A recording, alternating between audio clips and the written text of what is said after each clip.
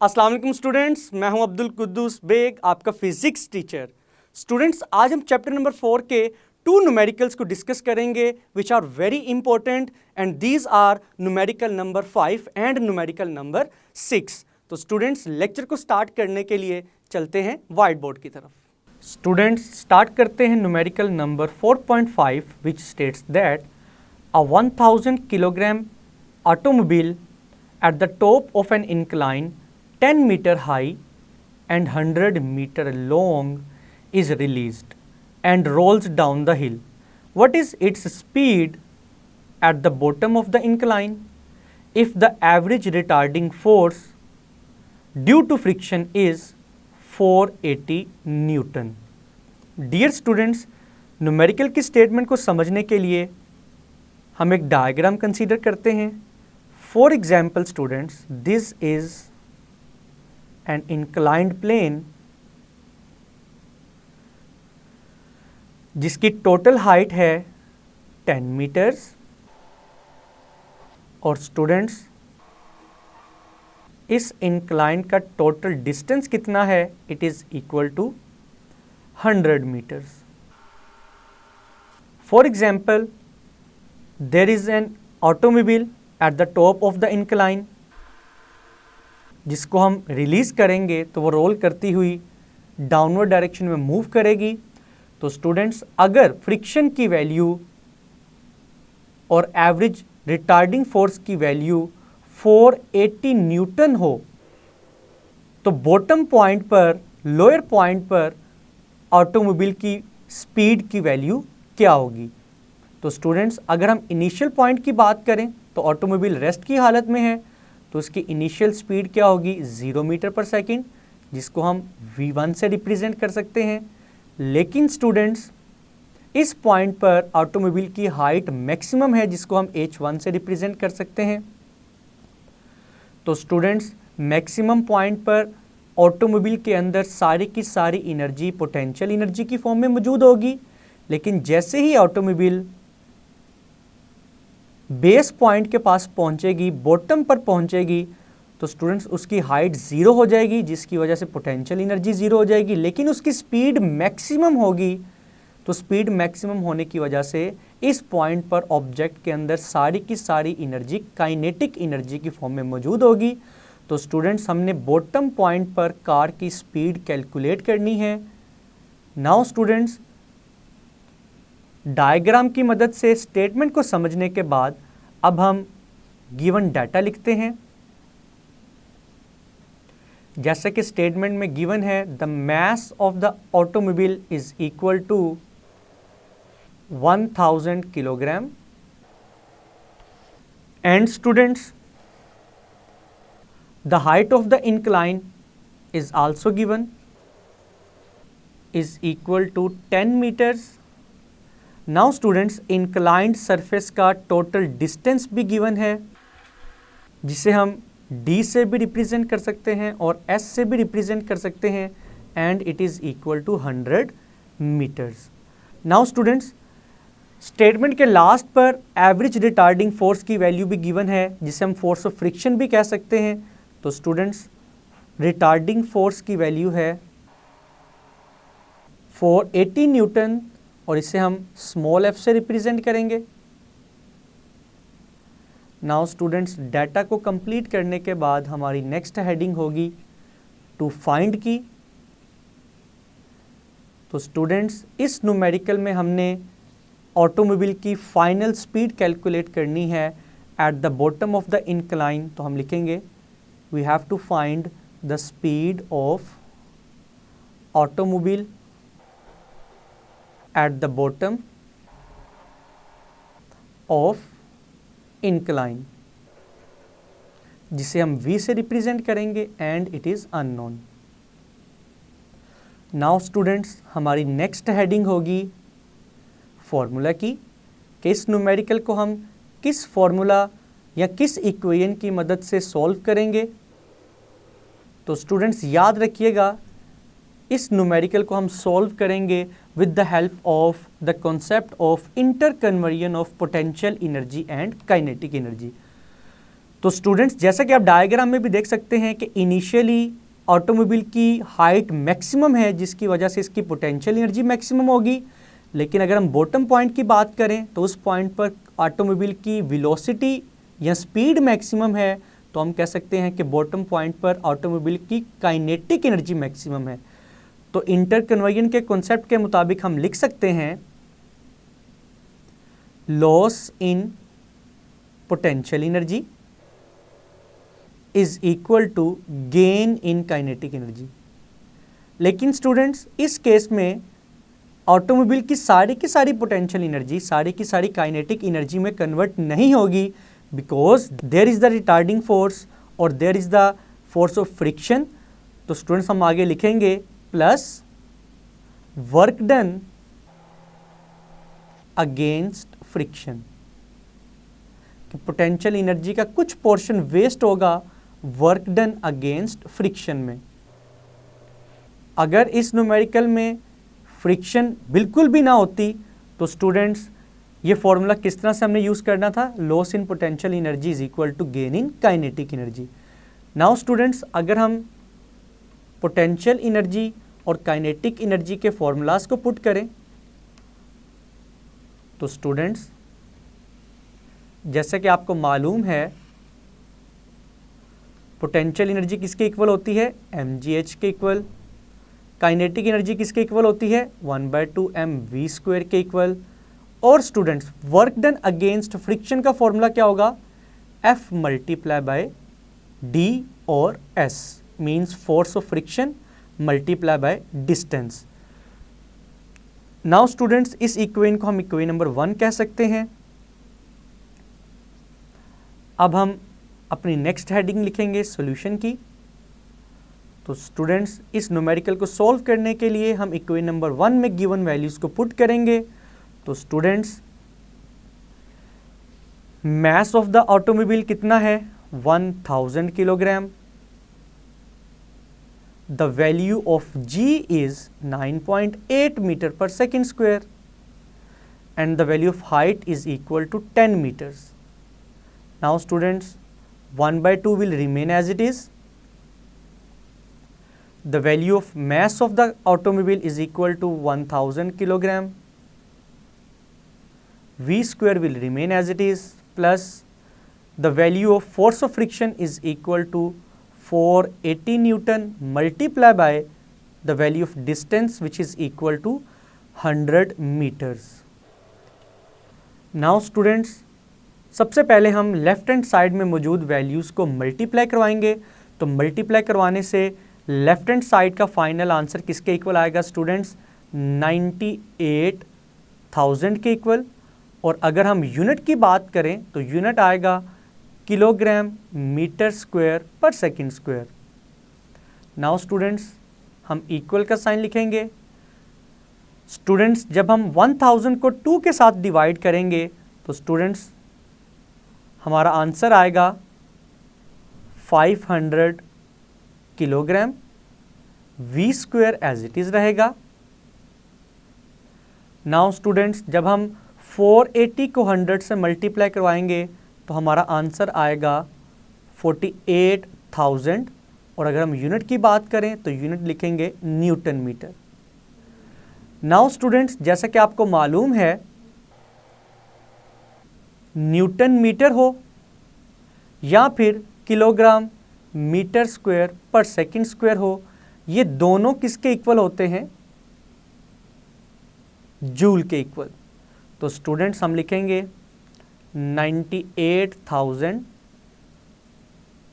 Joule minus 48,000 joule is equal to 500 kilogram multiply by V square. तो students left hand side में मौजूद values को जब subtract करेंगे तो हमारा आंसर आएगा 50,000। अगर हम अगेन जूल को in terms of base units लिखें तो स्टूडेंट्स हम लिखेंगे joule is equal to kilogram meter square पर सेकेंड स्क्वायर। V स्क्वायर की वैल्यू को कैलकुलेट करने के लिए 500 इक्वल की लेफ्ट हैंड साइड पर शिफ्ट होगा और ये डिनोमिनेटर में आएगा। विद इट्स यूनिट जो कि किलोग्राम है। नाउ स्टूडेंट्स किलोग्राम किलोग्राम से कैंसिल होगा, 2 0 से कैंसिल होंगे और आप देख सकते हैं 5 1s द 5। तो स्टूडेंट्स v स्क्वायर की वैल्यू किसके इक्वल आएगी? v स्क्वायर आएगा 100 मीटर स्क्वायर पर सेकेंड स्क्वायर के equal. Now students just v की वैल्यू को कैलकुलेट करने के लिए we will take square root on both sides. तो students after taking square root on both sides, speed का स्क्वायर स्क्वायर रूट से कैंसिल होगा तो खाली v लिखेंगे। 100 का स्क्वायर रूट होता है 10, मीटर का स्क्वायर स्क्वायर रूट से कैंसिल होगा, सेकंड का स्क्वायर भी स्क्वायर रूट से कैंसिल होगा तो यूनिट आएगा मीटर पर सेकंड। तो स्टूडेंट्स ये है ऑटोमोबाइल की final speed which is equal to the 10 meter पर सेकंड। डियर स्टूडेंट्स, आपने देखा कि किस तरह से हमने inter conversion of potential energy and kinetic energy के कॉन्सेप्ट को यूज़ करते हुए ऑटोमोबाइल की स्पीड को कैलकुलेट किया है। And students this is the solution of numerical number 4.5। Students start करते हैं numerical number 4.6 which states that 100 metre cube of water is pumped from a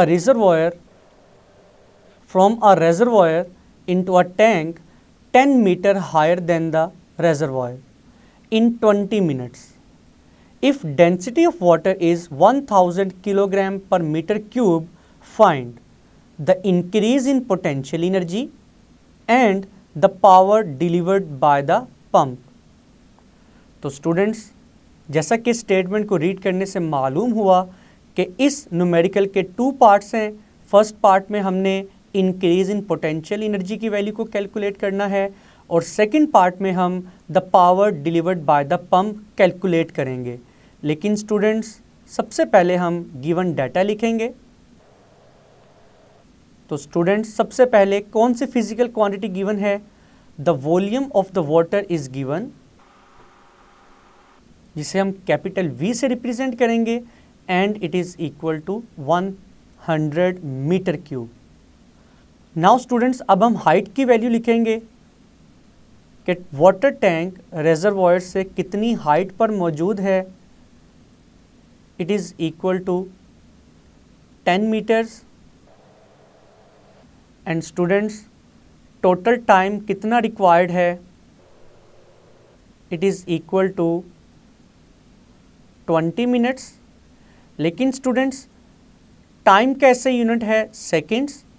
तो मिनट को सेकंड में कन्वर्ट करने के लिए हम 20 को 60 से मल्टीप्लाई करेंगे because there are 60 seconds in 1 minute. तो स्टूडेंट्स सेकंड्स में टाइम किसके इक्वल आएगा? 1200 के equal. Now students density of the water is also given. ये आपको ज़ुबानी याद भी होनी चाहिए। डेंसिटी ऑफ वाटर किसके इक्वल होती है स्टूडेंट्स? इसे हम रिप्रेजेंट करेंगे रो के साथ। It is equal to 1000 kilogram per metre cube. Dear students given data को लिखने के बाद अब हम लिखेंगे कि what is required in this numerical, means हमारी नेक्स्ट हेडिंग होगी टू फाइंड की। तो स्टूडेंट्स न्यूमेरिकल के फर्स्ट पार्ट में हम कैलकुलेट करेंगे the increase in potential energy. In the first part we will calculate the increase in potential energy of the water. और students second part में हम पंप की पावर को कैलकुलेट करेंगे, पावर डिलीवर्ड बाय पंप, जिसे हम P से represent करेंगे and it is also unknown. Now students दोनों पार्ट्स को सॉल्व करने के लिए हम कौन कौन सी इक्वेशंस यूज़ करेंगे? तो स्टूडेंट्स जैसे कि आपको मालूम है पोटेंशियल एनर्जी का फॉर्मूला किसके इक्वल होता है? Potential energy is equal to mgh, very simple formula. और इस इक्वेशन को हम इक्वेशन नंबर 1 कह सकते हैं। और स्टूडेंट्स, पावर का फॉर्मूला किसके इक्वल होगा? जैसे कि आपको मालूम है, power is equal to the work done per unit time और the rate of doing work is also called power. लेकिन स्टूडेंट्स, जब भी work done along vertical direction में हो, मीन्स अलोंग वाई एक्सिस हो, तो हम वर्क डन को किसके इक्वल कंसीडर करते हैं? पोटेंशियल एनर्जी के इक्वल। तो स्टूडेंट्स, यहाँ पर हम वर्क डन की जगह पुट करेंगे mgh divided by time t। तो स्टूडेंट्स, इस इक्वेशन को हम इक्वेशन नंबर 2 कह सकते हैं। नाउ स्टूडेंट्स, हमारी नेक्स्ट हेडिंग होगी सॉल्यूशन की। तो स्टूडेंट्स, सबसे पहले हम पार्ट ए को सॉल्व करेंगे, जिसके लिए हम लिखेंगे by putting the values in equation 1। तो स्टूडेंट्स, इक्वेशन 1 किसके इक्वल है? इक्वेशन नंबर 1 के मुताबिक हम लिख सकते हैं the potential energy of the water is equal to mgh। Now students, अब हम देखते हैं क्या हमारे पास तीनों फिजिकल क्वांटिटीज मौजूद हैं, m, g एंड h। तो स्टूडेंट्स, आप डाटा में देख सकते हैं h की वैल्यू गिवन है which is equal to 10 meters. g की वैल्यू आपको ज़ुबानी याद होनी चाहिए, जो कि किसके इक्वल होती है स्टूडेंट्स? 9.8 मीटर पर सेकेंड स्क्वायर के। लेकिन स्टूडेंट्स, मैस m की वैल्यू मिसिंग है। तो इसका मतलब ये है कि पोटेंशियल एनर्जी की वैल्यू को कैलकुलेट करने से पहले हम मैस m की वैल्यू को कैलकुलेट करेंगे। तो स्टूडेंट्स, हम लिखेंगे to find m, mass of water की वैल्यू को कैलकुलेट करने के लिए हम कौन सा फॉर्मूला यूज़ करेंगे? स्टूडेंट्स, जैसा कि आपको मालूम है, किसी भी ऑब्जेक्ट की डेंसिटी किसके इक्वल होती है? मैस डिवाइडेड बाय वॉल्यूम के इक्वल। तो स्टूडेंट्स, अगर हम यहाँ से मैस m की वैल्यू निकालना चाहते हैं तो वॉल्यूम डेंसिटी से मल्टीप्लाई होगा। नाउ स्टूडेंट्स, अब हम डेंसिटी और वॉल्यूम की वैल्यू को पुट करेंगे। डेंसिटी ऑफ वाटर किसके इक्वल होती है? 1000 किलोग्राम पर मीटर क्यूब। और स्टूडेंट्स, वॉल्यूम ऑफ वाटर की वैल्यू भी गिवन है which is equal to 100 metre cube. तो students, after multiplication mass of water किसके इक्वल आएगा? 1 के साथ हम 5 0 लगाएंगे, और अगर हम इसको साइंटिफिक नोटेशन में कन्वर्ट करें तो ये आएगा 10⁵5। लेकिन स्टूडेंट्स, अगर हम यूनिट की बात करें तो आप देख सकते हैं m⁻³ m⁻+3 से कैंसिल होगा। तो मैस का फाइनल यूनिट क्या आएगा स्टूडेंट्स? किलोग्राम। तो स्टूडेंट्स, हमने मैस की वैल्यू को कैलकुलेट कर लिया है। अब हम वैल्यूज़ पुट करेंगे इक्वेशन नंबर 1 में, ताकि हम वाटर की इंक्रीज इन पोटेंशियल एनर्जी की वैल्यू को कैलकुलेट कर सकें। तो स्टूडेंट्स, मैस ऑफ वाटर की वैल्यू है 10⁵5 किलोग्राम, जी की वैल्यू है 9.8 मीटर पर सेकेंड स्क्वायर, और स्टूडेंट्स, हाइट h की वैल्यू है 10 metres. After multiplication we will get the value of potential energy. तो स्टूडेंट्स, जब हम इन तीनों वैल्यूज़ को मल्टीप्लाई करवाएंगे तो पोटेंशियल एनर्जी का फाइनल रिजल्ट आएगा 9.8 इंटू 10⁻6। और अगर यूनिट की बात करें तो स्टूडेंट्स यूनिट आएगा किलोग्राम मीटर स्क्वायर पर सेकेंड स्क्वायर, जो कि आपको मालूम है किसके इक्वल होता है? जूल के इक्वल। तो हमारा फाइनल आंसर आएगा 9.8 इंटू 10⁻6 जूल। तो students, this is the final answer of the first part of this numerical, जिसमें हमने वाटर की इंक्रीज इन पोटेंशियल एनर्जी की वैल्यू को कैलकुलेट किया है। नाउ स्टूडेंट्स, अब हम इस न्यूमेरिकल के सेकंड पार्ट को सॉल्व करेंगे, जिसमें हमने पंप की पावर को कैलकुलेट करना है। तो स्टूडेंट्स, फॉर सेकंड पार्ट और फॉर पार्ट बी हम इक्वेशन 2 यूज़ करेंगे। तो हम लिखेंगे from equation 2 we can write that power of the pump is equal to work done divided by time T. और स्टूडेंट्स, जैसा कि आपको मालूम है, इस स्पेसिफिक न्यूमेरिकल में वर्क डन हो रहा है along Y axis, means against the gravity. तो स्टूडेंट्स, ग्रेविटेशनल फील्ड में जो वर्क डन होता है वो किसके इक्वल होता है? पोटेंशियल एनर्जी के इक्वल, जिसे हम लिखेंगे mgh के equal divided by time t।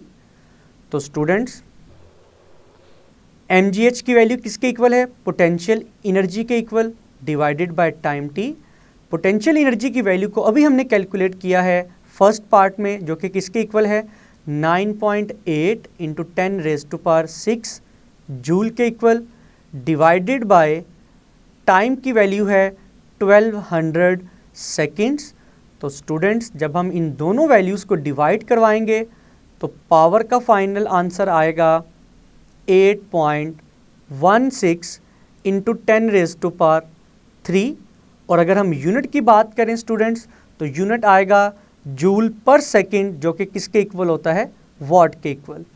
तो स्टूडेंट्स, अगर हम प्रीफिक्स यूज़ करें तो 10⁻³ की जगह हम पुट करेंगे किलो, तो हमारा फाइनल आंसर आएगा power of the pump is equal to 8.16 kilowatt. Dear students, ये था इस न्यूमेरिकल के सेकंड पार्ट का सॉल्यूशन, जिसमें हमने पंप की पावर को कैलकुलेट किया। Now students, this is the final solution of numerical number 4.6। और स्टूडेंट्स, इसके अलावा अगर हम अपने फाइनल आंसर को राउंड ऑफ करके लिखें तो हम 8.16 को 8.2 के इक्वल भी लिख सकते हैं और यूनिट सेम रहेगा किलोवाट। तो स्टूडेंट्स, टेक्स्ट बुक के मुताबिक हमारा फाइनल रिजल्ट किसके इक्वल आएगा? 8.2 किलोवाट के इक्वल। डियर स्टूडेंट्स, आपने देखा कि किस तरह से हमने पंप ऑफ द पावर की वैल्यू को कैलकुलेट किया। Dear students, this is the solution of numerical number 4.6। जी स्टूडेंट्स, जैसा कि आपने देखा कि आज हमने चैप्टर नंबर 4 के 2 न्यूमेरिकल्स के सॉल्यूशन को डिस्कस किया, numerical number 5 and numerical number 6। Dear students, मैं उम्मीद करता हूं कि आज के ये दोनों न्यूमेरिकल्स आपको बहुत अच्छे से समझ आए होंगे। इनको अच्छे से प्रिपेयर कीजिएगा। मिलते हैं नेक्स्ट लेक्चर में। अल्लाह हाफिज़।